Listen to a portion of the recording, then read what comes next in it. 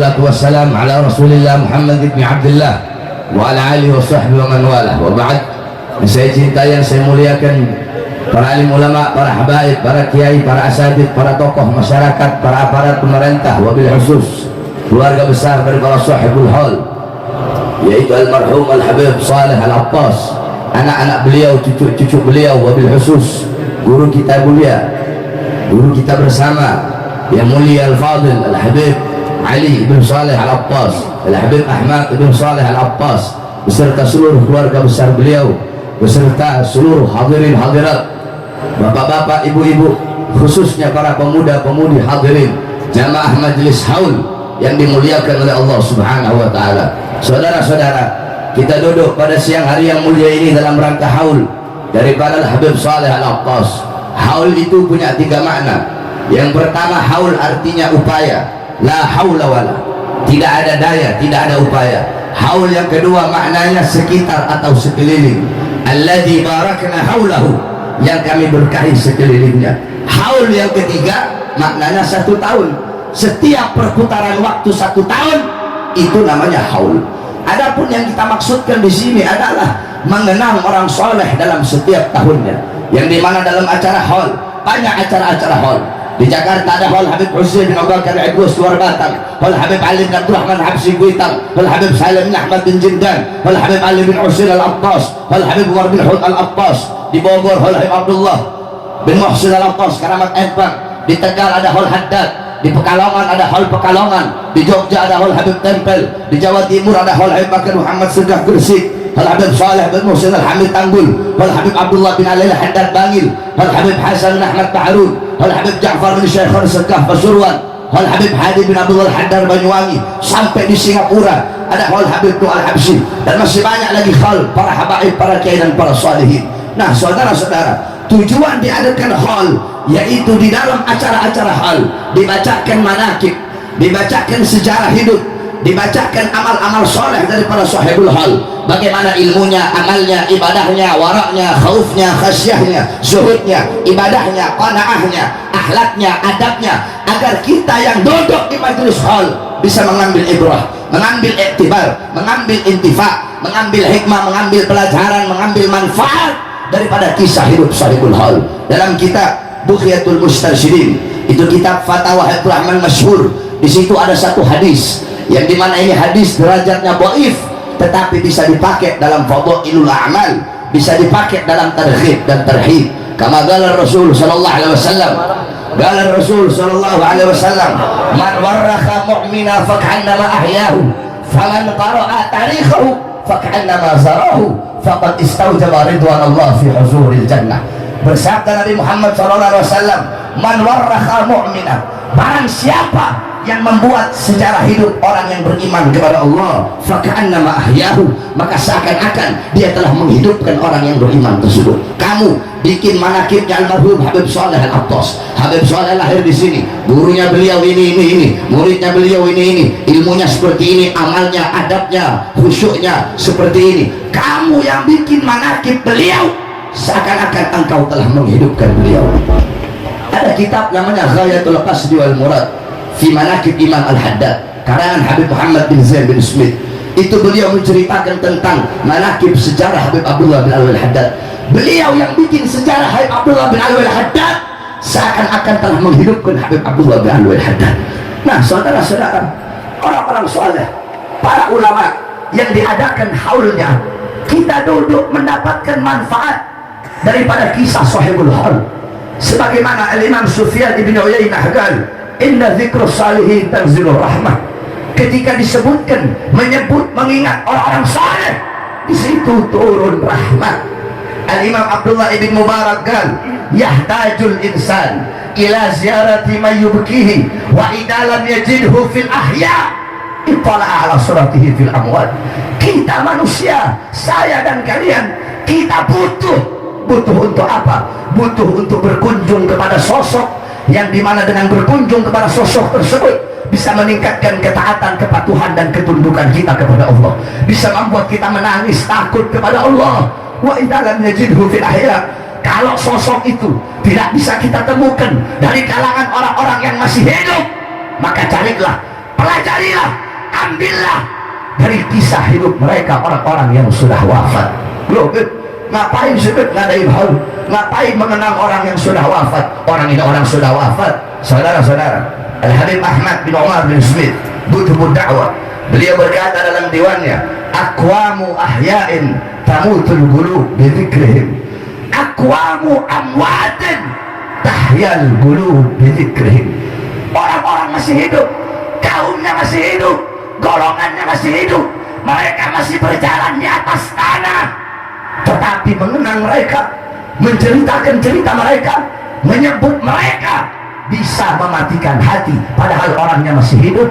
Sebaliknya kaum-kaum yang sudah mati, minas salihin wal ulama wal aulia wal asfiya, orang-orang yang sudah mati, sudah wafat, jasad mereka telah terkubur, mereka ada di kalangan ulama, dari kalangan orang-orang soleh, dari kalangan para sufi, para wali, mereka telah mati, tetapi mengenang mereka, menceritakan kisah mereka bisa menghidupkan hati yang mati.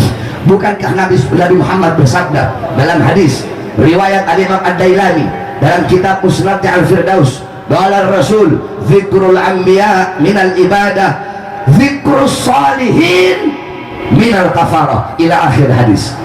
Karena Nabi mengingat para nabi, mengingat para rasul itu adalah ibadah, mengingat orang-orang soleh, mengenang orang-orang soleh itu adalah kafarah, tebusan bagi dosa-dosa kita.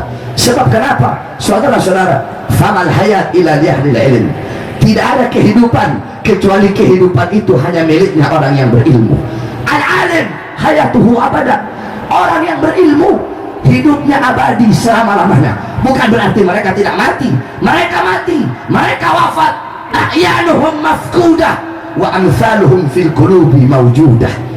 Diri mereka hancur, jasad mereka hancur, tetapi teladan-teladan mereka akan selalu hidup di dalam hati-hati kita. Sebagaimana ibunda Nabi Muhammad ketika beliau berada di Abwa, Al-Abwa yakni qarya bainal Makkah wal Madinah. Abwa itu satu desa yang berada di antara Makkah dan Madinah. Sebelum beliau wafat, beliau mengeluarkan syair. Apa syair beliau? Kullu hayyin mayyit, segala sesuatu yang hidup pasti akan mati. Memang betul. Kullu nafsin dha'iqatul maut, kullu man 'alaiha fan, kullu syai' khali illa wajha. Segala sesuatu yang hidup pasti mati. Kullu hayyin mayyit wa kullu jadidin bal, segala sesuatu yang baru pasti akan usang. Rumahmu tidak akan baru selama-lamanya, mobil barumu tidak akan baru selama-lamanya, daun-daun yang hijau akan tiba masanya dia menguning sampai dia gugur, saudara-saudara. Wa kullu kibarin yafna, semua orang tua binasa, hancur, mati. Ana mayyitatun, aku nantinya mati, aku nantinya jadi mayat. Fadikri bak, tetapi mengenangku akan abadi selama-lamanya. Kenapa? Faqad taraktu khairan, karena aku telah meninggalkan kebaikan. Wa waladtu tuhra, aku telah melahirkan anak yang suci. Apa kebaikan yang ditinggalkan oleh beliau? Nabi Muhammad SAW. Siapa anak suci yang dilahirkan oleh beliau? Nabi Muhammad SAW.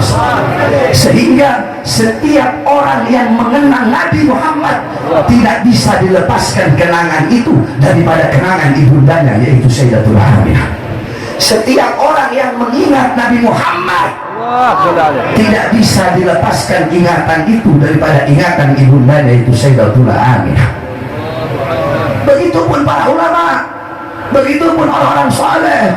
Al-Habib Abdullah bin Anwar Haddad wafat ratusan tahun yang lalu, tapi demi Allah tidak ada satupun manusia di Bekasi, jangankan dunia, tidak ada satu manusia pun di Bekasi yang dalam satu hari yang tidak pernah menyebut nama beliau, padahal beliau telah wafat ribuan tahun yang lalu. Kenapa? Beliau wafat ratusan tahun, ribuan tahun yang lalu, tapi hingga saat ini sampai hari kiamat beliau hidup di dalam ratib haddadnya, hidup dalam wirdul latifnya, hidup dalam nasihatul diniyahnya, hidup dalam risalatul muawanahnya, hidup dalam risalatul mudzakarahnya, hidup dalam tasbihul fuadnya, hidup dalam diwan haddadnya. Al-Imam Al-Habib Umar bin Abdul Rahman Al-Attas wafat ratusan tahun, ribuan tahun yang lalu, sampai detik ini, sampai hari kiamat beliau hidup di dalam ratib Al-Attasnya. Al-Imam Syekh Abdul Qadir Jailani wafat ribuan tahun yang lalu, sampai detik ini, sampai hari kiamat beliau hidup dalam auradul jaririyahnya, beliau hidup dalam al-gunyahnya. Syekh Abdul Hasan Syadzili wafat ribuan tahun yang lalu, sampai detik ini, sampai hari kiamat beliau hidup dalam Hizbullah Hizbun Nasrnya, hidup dalam Mafakhirul Aliyahnya, hidup dalam Sirrul Jalil fi khawasi hasbunallah wa ni'mal wakilnya. Al-Imam Ghazali wafat ribuan tahun yang lalu, sampai detik ini, sampai hari kiamat beliau hidup dalam Ihya Ulumuddinnya, hidup dalam Bidayatul Hidayahnya, hidup dalam Minhajul Abidinnya, hidup dalam Miyarul Ilmnya. Al-Imam An-Nawawi wafat ribuan tahun yang lalu, hingga sahabat mulai mulai dari dulu sampai saat ini, sampai hari kiamat beliau hidup dalam Majmu' Syarah Muhaddabnya, beliau hidup dalam Minhajul Talibinnya, beliau hidup dalam Al-Adhkarnya. Al-Imam Syafi'i wafat ribuan tahun yang lalu, tapi sampai detik ini, sampai hari kiamat beliau hidup di dalam Al-Ummah, beliau hidup di dalam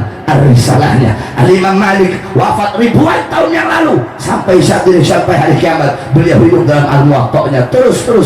Seperti itulah keadaan para ulama dan para orang saleh. Walaupun mereka telah wafat, tetapi mereka akan selalu dikenang selama-lamanya. Bahkan masa hidup ketika mereka hidup dan masa hidup ketika mereka wafat itu lebih panjang masa hidup setelah wafat daripada masa hidup setelah ketika mereka hidup. Satu contoh, Nabi Muhammad kehidupan ketika hidup 63 tahun, tetapi kehidupan beliau setelah wafat 1400 tahun.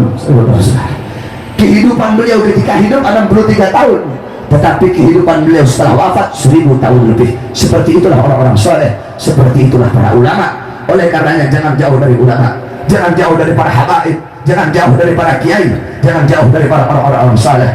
Ikuti mereka, saudara-saudara. Al-Imam Al-Habib Ali bin Muhammad Al-Habsyi, sahibul Maulid, yang dimana dikatakan kedudukan Habib Ali bin Muhammad Al-Habsyi, yakni kedudukan Habib Ali bin Muhammad Al-Habsyi fil awliya bimanzilati Harun Ar-Rasyid fi Salatin. Kedudukan Al-Habib Ali bin Muhammad Al-Habsyi di dalam wilayah kewalian itu sama seperti kedudukan Sultan Harun Ar-Rasyid di dalam wilayah kesultanan. Cuma bedanya, dhahaka Harun Ar-Rasyid ad-dunya wa ma fiha. Harun Ar-Rasyid menertawakan dunia dan apa-apa yang ada di dalamnya, sedangkan Habib Ali dhahaka ad-dunya wal akhirah wa ma fihima. Habib Ali bin Muhammad Habsyi menertawakan dunia beserta akhirat dan isi daripada kedua-duanya.